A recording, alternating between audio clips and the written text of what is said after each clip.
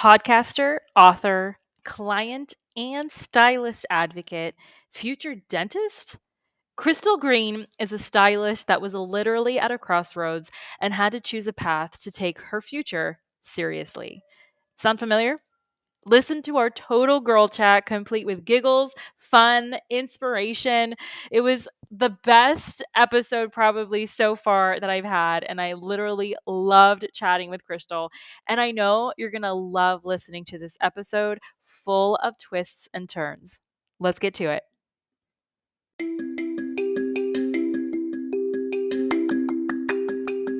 Are you a beauty or barber pro looking for that push to do that thing you've always wanted to do, whether it's in or out of the salon, spa, or shop?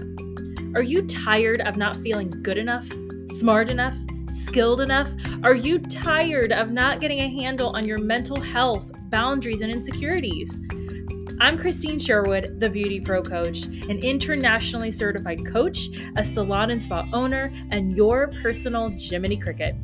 I use my own experiences, good and bad, as a salon owner to help you be more self-aware, authentic, and forward-thinking in your approach to life, in and out of the salon. It's time to reach your version of success with the BeautyPro Coach podcast.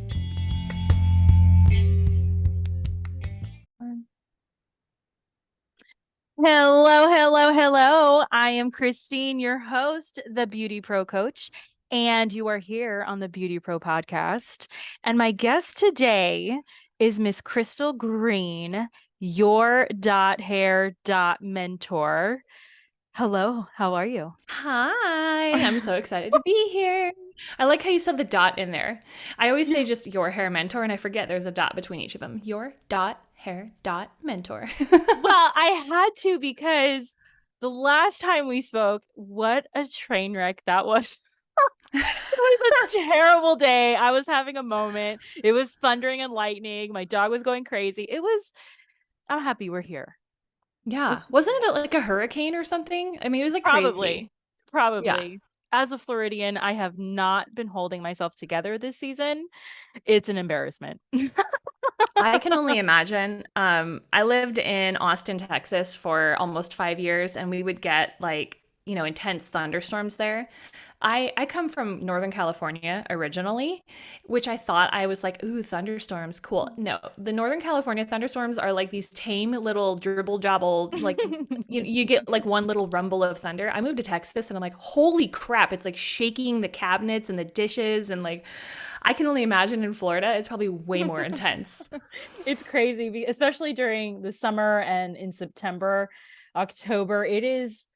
It's every day. You can expect it like clockwork. It looks like Armageddon outside. And you're like, okay, this is the day the world ends. Cool. Let me just get ready. Let me just get it all together here. That's so funny. So Crystal, tell everybody who you are and how did you didn't even want to be a beauty pro, right? That is correct. Yes. Tell everybody about that. Tell everyone. Well, my friends, I was not destined to be a hairstylist, which is funny because I've now been in the industry for over 22 years, and it's literally the only thing I've done in my adult life. So basically from like fourth grade on, I wanted to be a dentist. I was one of those just like funny little kids who was fascinated with teeth. Like I can still remember the sign in the dental office that says, you don't have to brush all your teeth, just the ones you want to keep. And I was like, that's my jam. So yeah, for whatever reason, I was like super fascinated, super attracted to the dental field. Now, I come from a family of like blue collar workers. My mom is like a home care provider for elderly people. My dad is an auto body shop guy. And like everyone else in my family just does, jobs like that. And so I had this vision in my head that I was going to be more, right? I wanted to be like first gen college student. I wanted to be in this like elevated position in my community. I wanted to be important. I wanted to help people. And then to me, like the dental field was going to satisfy that. So Anyway, so I followed that path and then kind of had like a little diversion at the end of my senior year of high school where I gave my little sister a bad haircut with a razor at a yard sale. That's a whole nother story. Yeah. But basically, my mom wanted to take her to a salon to get it fixed. So I went along and the hairstylist found out I was the one that did this haircut and basically talked me into going to beauty school as a way to like work my way through dental school. And I thought, you know what, sure, that's fun. It's like a 10-month program in California, super easy. So I did it.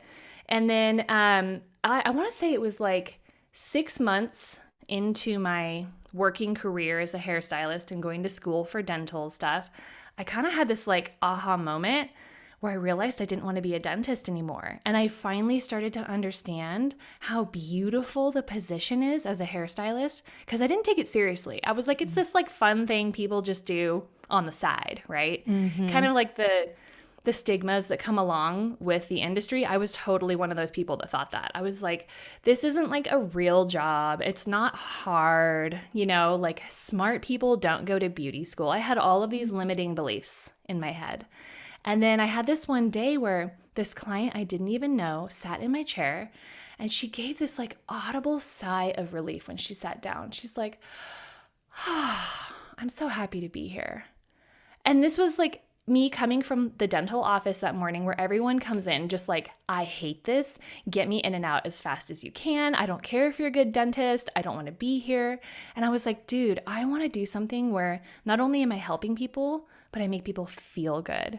And so that was like really the beginning of me embracing this career. And then I just kind of rolled with it for the next 20 years. And here I am. I love that. I love that, especially the part where you said that I was one of those people that this isn't a real job. This isn't, this isn't hard. What, maybe you already answered it, but I just kind of want to emphasize it because you kind of have the or you had the mentality of what a lot of people still have about us today. Yes. I tell my staff even now, like when they have an issue, I'm like, yeah, well, a lot of times clients, people, like they don't respect what we do. That's why they're acting out. That's why they're doing XYZ. So what was kind of your shift? Like you're like, wait a second. Actually, this Yeah. is something. Like what was it for you that kind of turned it? Right. Okay. So, yeah, at some point I realized I didn't want to be a dentist, but I Mhm. still wanted a quote unquote real job. Right. Right. So I spent the next couple of years working behind the chair part time and then going to school part time. And I basically dabbled in everything. I was like, maybe I'll be a nutritionist. Maybe I'll be a physical therapist. Maybe I could do something else. I was just trying to find something that like made me feel valuable in the community Mhm. that would fit all those boxes that I wanted. I want to make good Yeah. money. I want to be important. I want to be valued, blah, blah, blah. And I got to this point where I ran out of classes at the junior college where I had been going, and I had to go to big girl school, which means I had to quit my job. I was either going to have to quit my salon job, which at the time I was making 6 figures, which in my tiny town was like a big freaking deal, right? Yeah. Yeah. So I was going to have to quit to go to school full time because I had to like bang it out and get it done. It was expensive. Or I was going to have to quit going to school and embrace my job. And I kind of had to have this like, okay, Crystal, why do you want to go to college so bad? Like, what is it about these other jobs that you think is going to be better? And it was like, okay, yeah, I want to feel important and I want to do these things. I want to make good money. Well, I was already making good money. Okay, so check that box. I had a great schedule. Check that box. I was my own boss. Check that Mhm. box. And then I sat and I thought about the clients I would have to say goodbye to that I Mm. was serving every day. The local news anchor, the doctors, the nurses, the dental assistants, the professors, all of these people in my community that were the quote unquote important people, they Mm. came to me when they needed help, when they had a presentation they had to look good for, a family vacation. I was their person, and they panicked if they couldn't get in to see me. And so in that moment, I was like, wait, I'm already valuable. I'm already impactful. And so in that moment, I was like, this is it. This is it for me. I've got everything I want in this career. And then once I fully embraced that notion, Mhm. holy cow, was I successful. I opened 3 different salons in 3 different states, and each time found it easier and better. And now I'm in Reno, Nevada with a podcast and some online education, and I'm trying to share the love to everybody. I love that. There were a couple points in there that and you keep saying it, I wanted to be important. I wanted to make a difference. Mm-hmm. And you basically said, like, I found my value, like I found my where I fit. And I feel a lot Mm-hmm. of beauty and barber pros, we're emotional beings. That's a very like strong core value for us. Like So true. we want to make a difference. And Mm-hmm. you said, I just like embrace that. It just happened. What Mm-hmm. advice can you give to our listeners who are kind of struggling on accepting that? So I think for me, the thing that I had to realize is it's not just a surface level service that we're providing for people, right? Yes, you're making them feel pretty in that moment, but you're also like boosting their self confidence, which helps improve their lives, which improves your communities. And so, it's like this idea that like we're impacting people, we're not just making them look pretty, right? And when you realize that you're helping and impacting people's lives, I think it automatically makes you realize that you are more important. Does that make sense? Yeah, Yeah. totally. Totally. All right, so now we're gonna turn a little bit to kind of like this icky stuff that we don't like to talk about too much, because like, why? We're so pretty. Nobody wants to talk about ugly cry. So what has been some of your struggles that you've had to overcome behind the chair, and even in your like personal life? We already talked a little bit about self-awareness, so Mm-hmm. let's get to the the down and dirty. Ooh, let's see. I think one of the biggest and hardest things that I struggled with, I think a lot of us struggle with, was understanding my professional boundaries in terms Mm, of like, it's really easy to feel connected with people that are mhm, sitting in your chair, and then I definitely am a very social person, social mhm, butterfly, and I could easily find myself like texting with clients all the time, mm, being available for them in like kind of a friendship matter, but then it would mm, always come back to hair because I'm their hair person, right? right. And so understanding that like it's okay to have boundaries, it's okay to have like office hours. And Mhm, then I do find friends through my clients and have found some great friends over the years, but I started to become way more picky and choosy about who I would let come into my personal bubble, right? mhm. And why was that? Oh, girl, I was so burnt out. So I'm like, okay, once I embraced, I was like, I'm a badass hairstylist and I'm impactful. I'm changing people's lives. Yes. I like leaned in hard and I found myself working like 6 days a week, 12-hour days. I was just like, bring it on. It Mm, was like fueling my fire until my fire was like burning out, right? And I yeah. was like, cool. I have oodles of money. Like as a single person with no house, no kids, no husband, I was like Mm, high roller status, but I had no gotcha. time to go do anything, right? Yeah. Yeah. And so I'm like, well, this isn't fun. I can like buy all these things, but like, okay, I bought a it's not Vespa, but it's like a Vespa scooter, the Honda brand. I like Oh, went and it's bought one so cash. cute. Oh, And it's then I'm so like, I don't even have time to like ride my cute little scooter because I'm working so freaking much. So it just Was was it like this. Barbie pink? Was it No, Barbie it pink? was it was bright red and sparkly. Oh, so cute. Oh my God. Okay, It was sorry. very fun and it had a cute little horn. Um, but, just silly things like that. Like I would try to find happiness in those purchases to fill my cup. And I realized like I actually have to take time to do the things that really fill my cup, which means not working all the time. So Mm, finding boundaries, finding, I guess just like my own confidence to be able to yeah. be like, no, I need to do this for myself. And it is all about the client, but it's all about the client when I'm standing behind the chair. It doesn't have to Mm. be all about the client all the time, I right? love that you said that. Yes. Amen. Mm-hmm. Amen. I Okay. like to coach hairstylists to understand that in the story of their business, like if you consider your business a story, the hero of that story is your client. Mhm, Okay? mhm. Because you're a contributor and a mentor and a shepherd in their life. You're helping contribute to their happiness. Now, when you take a step back and you look at your own story in your own life, you are the hero of the story. Okay. So it's almost like we can wear two hats, right? Yeah. You can step Yeah. into that story when you're at work, but then you have to be able to step away. That's right. And you mentioned that you're from Northern California, then this might have been beforehand, but you moved to Texas with Hmm. the storms, the thunderstorms. And Yes. then you're in Reno now, but you mentioned Hmm. that you moved 3 times and you were able to put your own suite in those 3 different places. Tell us a little bit about how you had to build up every single time, because it's not just like, yeah, come see me in Reno if you're in California. Right. That's a big struggle right there. For sure. Tell For people how sure. you did that. Ooh, okay, so I feel like such an old fuddy-duddy when we start talking about this stuff because it's like Oh. back in my day, social media wasn't a thing. I mean, but it's true. So when I Yeah. started in the industry, social media didn't exist yet, or I think it Mhm. was like MySpace, right? It Yeah, wasn't like it probably. is today. It wasn't a No. tool that we were using for business yet. Right. Yeah, so when I built my first clientele in my hometown in Chico, California, I got business cards printed and I literally pimped myself out everywhere. Every time I went to a restaurant, I'd leave my card with a tip and a note about their hair. I'd be like, "Your hair is so cute. Love to see you sometime," right?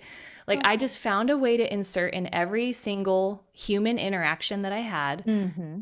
the notion that I'm a hairstylist and I'm open for business, okay? Love that. Yes. Worked great. Built a clientele super quickly. And then I moved to Austin, Texas. I did not think this was going to be a permanent move, though. I have to tell you. I moved away kind of begrudgingly because I had this like thriving business, but my husband is a fireman and he was looking for a job. And I'd lived in Chico my whole life. So I was like, sure, adventure. Why not? Mm-hmm. Well, what I did is I flew back to Chico every 6 weeks and I would work for like 5 days straight for like 14 hours a day. And my salon owner back then was so sweet. She was like, "You can come anytime you want. I'll have a chair for you." So I would come in and like basically squeeze everyone in, make a bunch of money, and head back to Texas.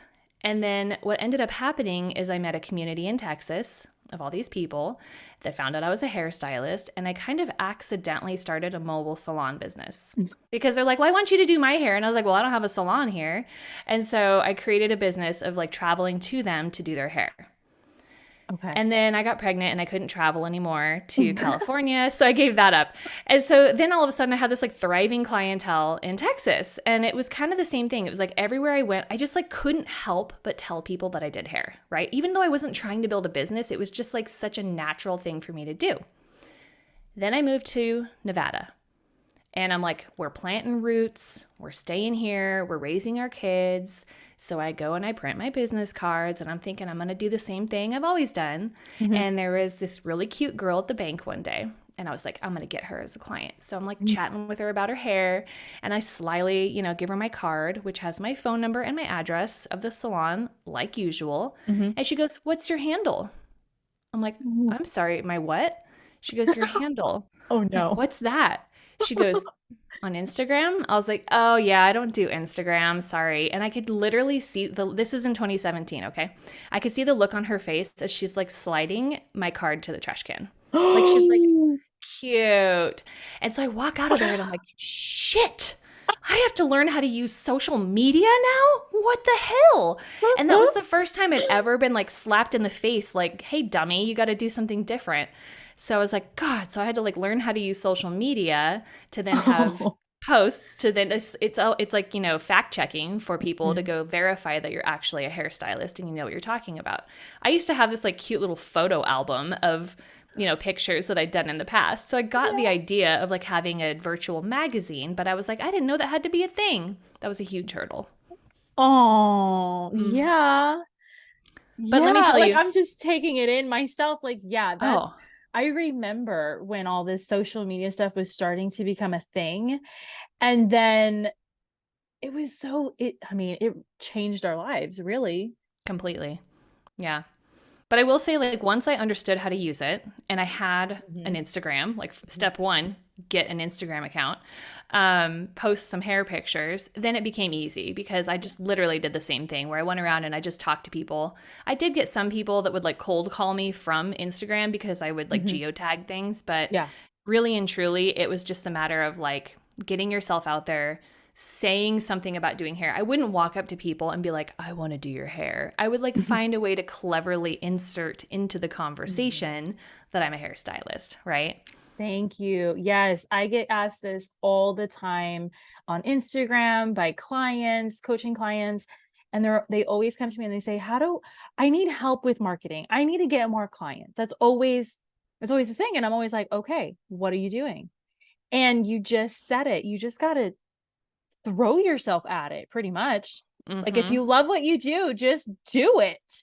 Yes.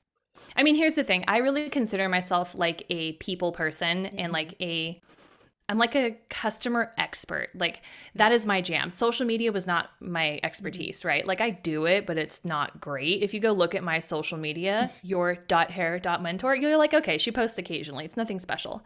But when I talk to people, like let's say I came up to you, I would see your hair color and I'd be like, oh, it's like this cute, like rosy, kind of like pinky blondie. I'd come up to you and be like, oh my gosh, I love that hair color. How did you get that? And I wouldn't even ask if you're a hairstylist or not. I would just be like, I am fascinated. And it's like an honest thing I'm saying, right? Mm-hmm. And it would give you an opportunity to be like, oh, I did it myself, or oh, I got it done somewhere else. I'm like, oh my gosh, it's so pretty. Well, if you have any friends that want that hair color, I'm a hairstylist and I would love, excuse me, love to try that on them. And like, whatever. I would just like find a way to just be like, this is Damn, what I want to Crystal, do. that is so clever. That is so on point. Thank you for sharing that script Right. because I know a lot of people like freeze with that. And we're going to talk Mm, more about your communication in just a minute, but I do want to kind of touch on this because I know this is a big thing in our industry and it's always been that way. But you mentioned, you moved about three times, you're yes. married, you have children, your husband's a firefighter.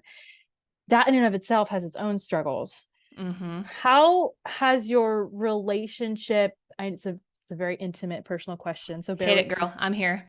How has your relationship been between you two, because you both love what you do? He's like working 3 days on, 3 days off, probably. Mm-hmm. You are super passionate about being a hairdresser. Like you guys give your all to that. How did your relationship, how did that not totally break apart Mm. with that? I have to say, I feel very fortunate. My husband is incredibly supportive, Mhm. and he is like my sounding board for things. He's Mm. actually the one that encouraged me to start a different business with Your Hair Mentor. I mean, that was my idea, but it was his. Like he was the inception of it. He was like, you Yeah. need to take all of this stuff that you know, and you need to help hairstylists. He's like, Mm. you've been coming home for 20 years complaining about these clients that had bad interactions with other hairstylists and how you want to help them. He's like, you're going to help them by helping the hairstylist. And I was like, oh my God, you're a genius. So he's incredibly supportive. He's Mhm. also very independent, as am Mm. I. So I think, Okay. honestly, if he had a job where he came home every day, I might go bonkers. Like I kind of like my space, Yeah. and I watch like my lady shows and I do my things, right? Mhm. So I think that's helpful. Now I will say when we first started dating, we didn't have kids yet, and I worked Mhm. all the time. He was the one that was kind of like, cool, so I want to go do something with you. I've got this cool firefighter schedule and I've got 3 days off, but you are working and you're booked out by 4 months. So he'd be Mhm. like, let's go spur of the moment. And I'm like, I have 7 clients booked tomorrow and nowhere to put them. So I can't do that. I'm sorry. And so he really encouraged me to start having better boundaries, Mhm. and taking time for myself, because I had this like awesome, really hot dude that wanted to go do stuff with me and I didn't have any time. Yeah. So Yeah. how did you make it work with those moments where he's like, let's go do something, and you're like, I can't. I have fun at the Yeah. salon. Bye. Dive into that a little bit because relationships is a big part of what we do. It is. It's a huge part. I mean, I think communicating with each other first and Mhm. foremost, right? My husband's very active too. Like he rides dirt bikes and goes hunting and all that stuff. And fortunately, so in Chico, where I discovered my boundaries, he had a great circle of friends that also enjoyed doing stuff. And so, although I couldn't go with him to do things, he wouldn't just sit around and wait for me. I would encourage him, like, listen, I'm sorry I can't go, but that doesn't mean that you can't go with the rest of our friends. Like, please, go have fun still. And like, I'm going to figure this out. And then I did eventually figure out how to establish a work schedule that worked for both of us, so that, we can continue living our lives, which that meant, I raised my prices, I lowered my availability, all that good stuff that we now know these days to be something we do. But back then I was just like figuring it out. Yeah. See, Mm-hmm. I just feel like our listeners need to hear that, because I don't know about you, but in my coaching sessions, it's always the significant other, male or female, that's just really pressuring. And to have a supportive other half makes all the difference and gives us all the confidence to be that unstoppable force. Mm-hmm. I heard Brene Brown say something really Mm. interesting. You know what I'm talking about? I know You you know love Brene Brown, her. I right? Me love too. her. Yes, go ahead. She said something about relationships that really hit a chord with me. This has only been in the last couple of years, and I wish I would have had this like 20 years ago. So listen up, people. In relationships, there is this myth that we come to a relationship and it's a 50-50 give, right? Each of us always gives 50% in the relationship all the time, so that the grand total meets 100%, right? That makes a complete relationship. Well, that is total crap, that each person has 50% to give every day, right? And so she introduced this concept that was like, what if at the end of every day, you guys just like state your percentage? What if you had a really shitty day full of clients that really drained you, and you come home and you're rocking 30%? You tell your partner, like, listen, I had a rough day. I'm feeling emotionally drained. I only have like 30% to give right now. And then what if your partner's like, you know what? I had a great day. I got a good workout in. I was really, promoted at work or something. Like, I got you. I got the other 70%. So I'll carry your weight for you. Right?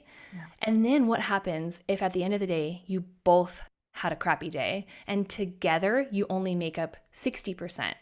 What Brene Brown said is you like pump the brakes, stop everything, do the things that fill your cup immediately. If that means clearing your schedule, you have to. Like, this is what will save your relationship. You cannot just always roll at like 60%. Your relationship will break down over time. So maybe that means you order out, you watch a movie together. Maybe that means you go on a hike together. Whatever is, makes you feel like you guys are connecting and like filling each other's cup, you have to do it. And then you start over again the next day. And I'm like, that is the most brilliant thing I've ever heard of. And my husband and I do that, and it works. Yeah. And you just went on a hunting trip. Yes. Yes. Talk about filling my cup. Although I didn't fill my freezer. I didn't get one, but it was still really nice. Okay. No, I know. We're going to try to go back out again, but we were elk hunting, and elk are huge animals. For those of you that don't know, they're like the size of like a beef cow.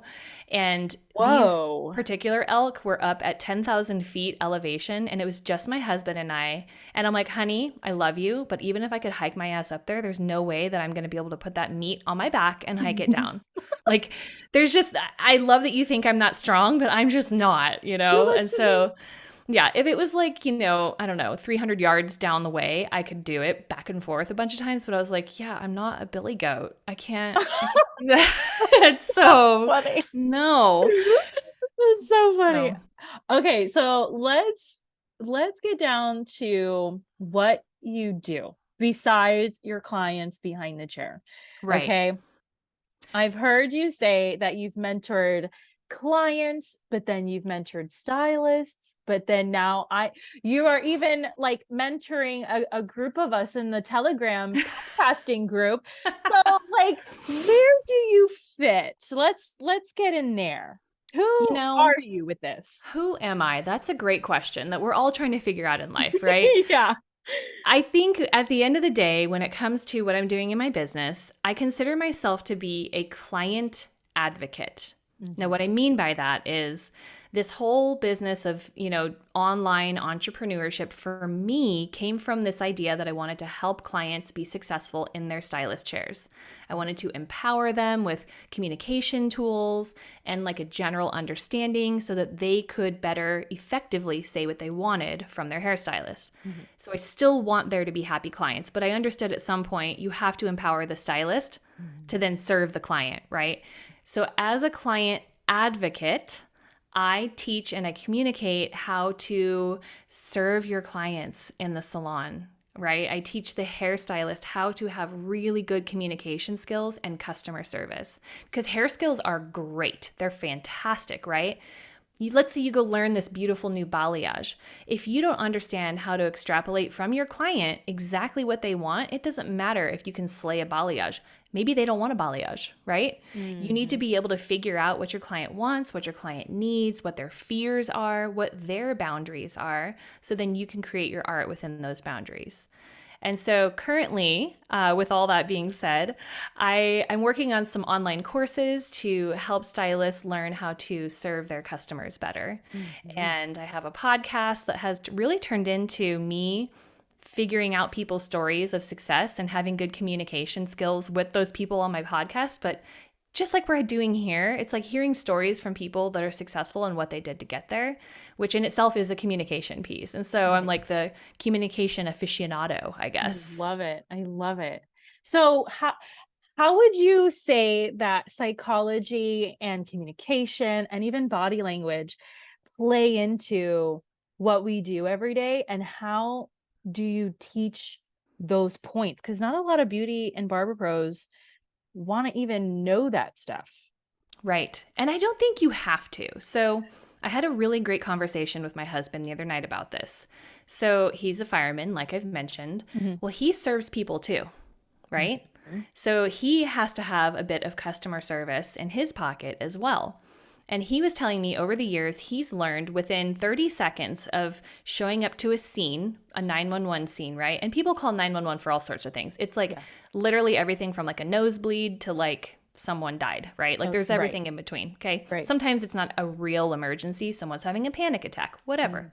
He has to be able to figure out in that quick assessment how he's going to interact with this person that he's serving. And it's almost like you're not like manipulating the situation, but you kind of are. You show up as the customer service provider and you understand what language you're going to speak to then get the information you need. And I was like, dude, that is exactly what hairstylists need to do, because every client we serve is going to come from a different background, demographic, part of the world, have different hair needs, whatever. We need to be able to figure out in a quick second what hat we're going to wear, what language we're going to speak to be able to extrapolate from them what we need. I don't think it needs to be this like heavy psychology piece. I think you just need to understand that like, A, you're in a powerful position, and B, you're helping someone and you're just using language to get you there. It's that simple. It is that simple. Yeah. What about those red flags for those clients that say, yeah, I want chocolate auburn hair like Jennifer Aniston? Yeah. I'm sorry, what? Yeah. What is that? What is that? Like, what do you tell the stylists who have to serve a client that is like totally all over the place? What are the red flags to look for, and how do you accommodate those types of guests? Yes. Okay. So over the years, I kind of established myself. I'm going to back up and say all the way back in Chico as like the problem client specialist. Okay. If there was a problem client in the salon, and y'all know what I mean when I say problem client, I was like, send them my way. I want them.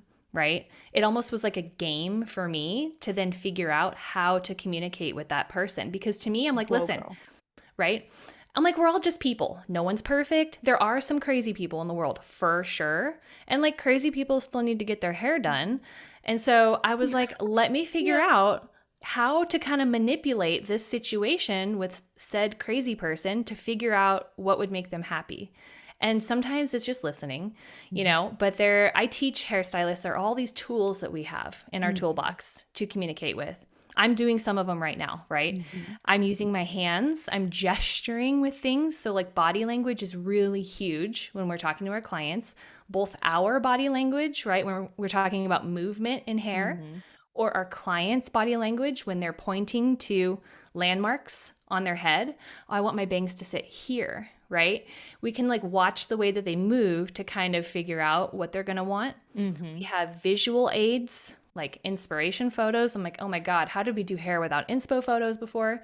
I don't even know. I don't know. Right? So I we don't got even want to inspo think about photos. it. I know. We had those like awkward magazines that sat in the salon from the 80s. Yeah, That was all we had. the big ones. Anyway. Yeah. So visual aids are huge and swatches. And like, you know what I do is I take swatches out of swatch books and I like show them to clients and I tell them like, we could do this or we could do that. Put it against their face. Like literally give them the tools to help you collaborate in a decision. And then we have language. And sometimes we use technical language, sometimes we use non-technical language. Sometimes we say mocha whippa frappa to Mhm. try to help our stylist or in our client understand the same thing together. Yeah. Or like, is this triggering for people to say cowboy copper? Right. Right? Right. Right. Like, it's such a hot button topic for stylists right now, but I'm like, you know what? Language is just another tool that we use to communicate. You know, we've got, Yeah. so we've got physical things, we've got auditory things, we can touch things. We can use all of these tools to better understand our clients. Mhm. And then sometimes all they're looking for is someone to make them feel good too, right? And Mhm. just the fact that you're taking the time to hold a swatch with them and help them understand is going to make them happier in Yeah. the end, right? Absolutely. Yeah. Absolutely. And you've probably experienced this. Like, I can tell when the clients come into the salon, they see the stylist, that it's like, you were just here, but you're here because you actually want to be comforted. Exactly. Like you can tell if you really pay attention to your clients and even your book and how long it's been. Sometimes they just want to be with somebody who they believe actually just cares for them. Right. And I think here's the thing that a lot of stylists need to understand about that. We can make our clients feel like we care and that Mhm. we're really taking to heart everything they're saying Mhm. without actually doing that. I think that's Yes. where a lot of us get the burnout and the other things. And like people carry this weight of their clients' emotions with them.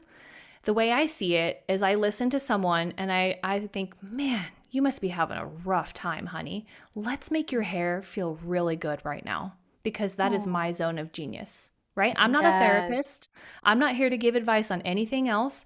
But what I can do is give you a really nice scalp massage and I can pet you for an hour if that's what you need, Yeah, you that's know? perfect. That's perfect. I love that. Absolutely.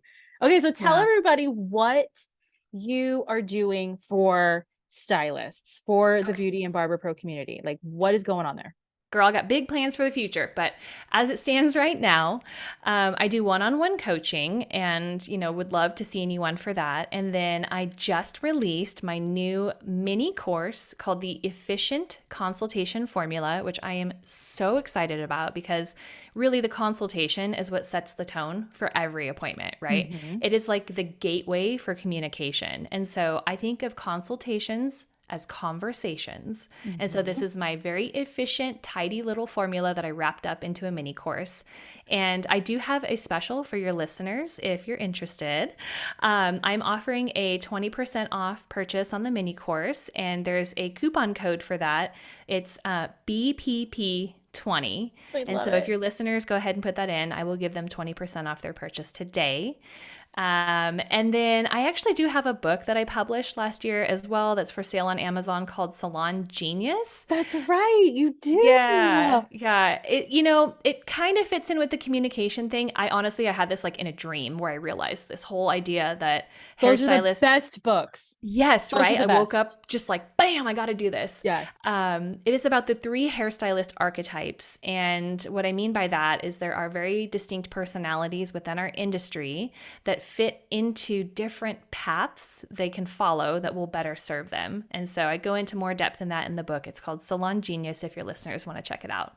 Yeah, for sure. And I'm going to have these links and the discount code, the coupon code in the show notes so Thank that you. everybody can go and get this information because even though we wear all these hats in the salon, right? We're a chemist, we're customer service, we are architects, we're like all of these things. We are first and foremost like communicators, Yes, absolutely. 100%.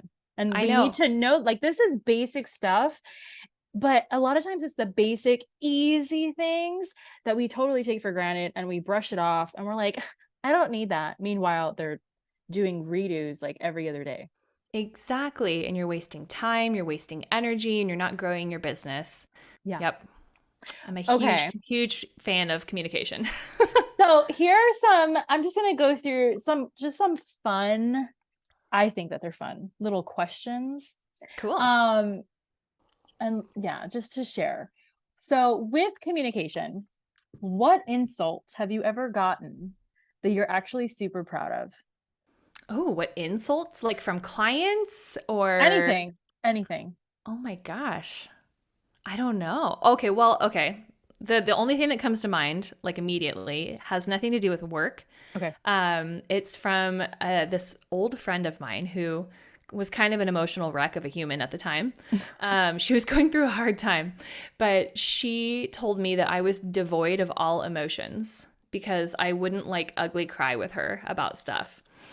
And here's the thing, like I have so many emotions and I have breakdowns Yeah. all the time. Yeah. But like when this friend of mine, in my opinion, was like wigging out about something totally not a big deal. Like it's not like someone died. She was just like having a work problem.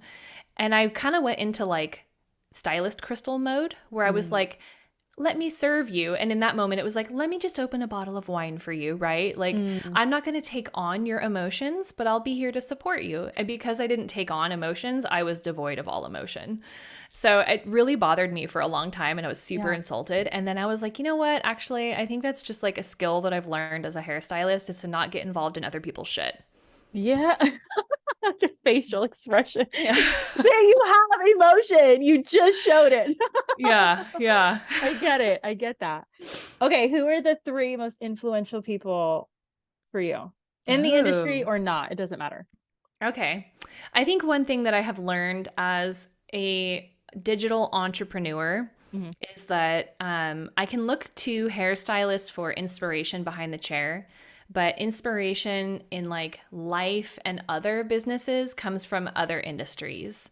And someone that I am like obsessed with right now is Colin Boyd.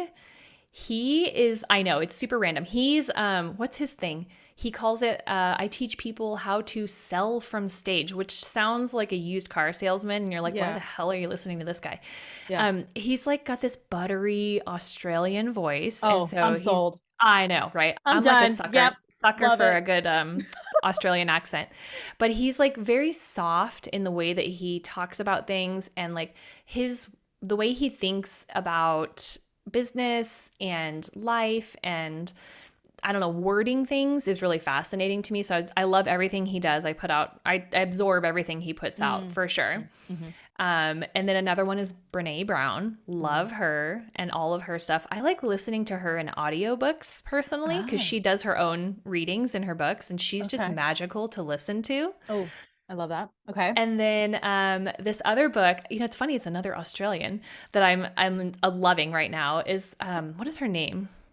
Her book is called Chill and Prosper, and she talks about being a chillpreneur, right? I love Which that. is so applicable for hairstylists too. Like we all get spun up and worried about all these things, and her whole message is just like, just chill out. You're great. Let's figure out your superpower and lean into that, and everything else will just fall into place, I right? love that. So I Yeah. love her. I guess I have a thing for Australians. That's funny. Well, I know for me, I learn best with Australians and British and like, I don't know, foreigners hmm just know how to teach, I guess. I don't know. Do you I don't know ever what that means. wonder, like, I would love to be out of my own head because I've been told by people, like, oh, you have a cute American accent. I'm like, no, I don't. I would love to be able to get out of my head and, like, listen to myself as a Yes. foreigner to hear my accent because I'm, like, Yes. obsessed with other people's accents. 100%. I do think about that and I'm probably like, I don't know if I would like my accent. You know what I mean? But anyway, whatever. Who is a public figure, celebrity that you see them and you just want to do their hair? Oh, uh, Amy Porterfield. She needs some help. Um, I don't know if anyone knows who Amy Porterfield is. She's in the digital space. She Uh-huh. is an online course creator and teaches people how to make online courses. Like y'all, she is crazy successful. I went and saw her somewhere in person and like I could not stop looking at her hair because I'm like, how does this woman who literally makes $28 million a year not have a stylist in her back pocket all the time? She went on stage and she had this like bump where her like extensions were poking out. Oh, And I was just like, I cannot watch this right now. Like I couldn't take her seriously because her hair looked bad. And I'm so sorry, Amy, if you're ever listening to this, call me. I will be there. oh man. Okay, so because you wanted to be a dentist originally, which do you look at first? People's teeth or their hair? Ooh, I almost want to say it's like both simultaneously. You know what I mean? Like, Yes. well, if someone has good teeth, I'm gonna see that like right away, right? Yeah. But I don't know. Maybe it depends on if their hair or their teeth are more the standout item. Okay. Yeah, I like Okay. both. All right. So, what is a lesson that everybody needs to know that you have learned working as a stylist? I think to come back to, taking on people's emotions and that kind of stuff. Mhm. Like, okay, look, I'm going to show you. I have this little sticker on my computer right here that I keep with me that says, stay Oh. in your lane. Okay. Oh. To me, what this says is when you're standing behind the chair, like I said, and someone's having an emotional day or they're like having some sort of drama they're sharing with you, they're having a hard time, you do not need to dive into their psychosis. Mm, You can support them, but stay in your lane, stay in your zone of genius, and come back to the hair, right? yeah. Like, Mary, you sound like you're having a rough time. Let's give you a scalp scrub today. How would you like to do that? How would it sound if we did this for you today and offer hair services because that's what you can do. And I think Mhm. if you do that, not only will you feel good that you're helping them, you won't feel drained emotionally, you know what Right. I mean? You'll still feel like your cup is full and you're pouring into someone in a good way. So stay in your Absolutely. lane. Stay in your freaking lane, peoples. Mhm. Love Mhm. that. Okay. What's something that nobody agrees with you about? Probably that customer service is the most important part of your business. Yeah, Seriously. I can attest to that. Yes. Right? And it's like, Mhm. well, why did that lady 20 years ago sit down in my chair that didn't even know if I could cut a straight line and go, I'm so happy to be here? Because it's Yeah. the experience of the salon. That's why they're there. Your hair skills are definitely important, and you want to make sure that you're doing at least a mediocre job on their hair, Hmm. but you want to make them feel good. If Yeah. you do that, because even if you mess up their hair, but they know that you're like invested in their happiness and that you care, they're going to give you another opportunity. And then they're going to trust you. And then they'll come back, right? And it gives you an opportunity to then go, okay, I need to take a hair class. I need to go pay for something online to go watch before Susie comes back in again and I don't mess up her bob again, right? But you Right. made Susie believe that you care enough that you're going to invest in your education and make it better. Customer service always wins. What's a common myth that you face every day about what you do? I would say one that I used to face every day is that being a hairstylist isn't enough, right? So I Mm-hmm. have this, I used to say like, oh, I'm a hairstylist, but I'm going to Oh, school. I'm a hairstylist, but I'm going to do this. And oh now, yeah. or like, I'm just a hairstylist, Oh, I hate that one. right? And so Yeah. now I'm like, it's just I am a hairstylist, right? Like Hmm. the myth is that we're not good enough as hairstylists, and that is not true. Hmm. Amen. Amen. Okay, what's a question that I didn't ask that you wish I did, and what would you have said? Oh gosh, I don't know. I think you asked really good questions. I feel like we were jamming and you got it all here. I don't feel like my cup isn't full in the Oh, question realm here. good. Oh, that makes me happy. Okay. Well, I mean, if you don't have anything else to say, like, what's your final word before we wrap Um, up? Go listen to a bunch of different people's advice. Like, yes, I think I am really great and I have a lot to offer, and I could probably coach the crap out of you to make you successful, but you should also listen to other people because we all do things differently. Just as I'm obsessed with Colin Boyd, I have another friend that's like, ew, I can't stand the way he teaches. So just go explore. There are so many options out there these days, and get like a wide breadth of information and then create your own little secret sauce. I love that. Yeah. I love that, Crystal. Thank you so much for being on the Beauty Pro podcast again. Thank you. Thanks for having me. And now we're not in the midst of a hurricane disaster, so it was much Yeah, easier. it's fantastic. So if you loved Crystal, your.hair.mentor, make sure to give her a follow on Instagram, sign up for her course, hello coupon code, check out the show notes. And I can't wait to talk to you guys next time. Have a And great one. come listen on my podcast too if you want. Your Hair Mentor. Yes, go listen to Crystal's podcast. Absolutely. Just like she said, listen to a whole bunch of different people all the time, always. All right, you guys, I'll talk to you next time. Bye. Bye. What a fun episode between girlfriends, right? If you couldn't tell, we had a great time chatting it up and just having a fun time talking about the industry and where life has taken us. If you haven't grabbed your freebie from Crystal yet, make sure you visit the show notes to grab it. It's an excellent resource your future self will thank you for. Also, don't forget to subscribe, get on the VIP list, and leave your feedback. Be sure to rate this episode and tell us what you thought about it. Thanks for listening.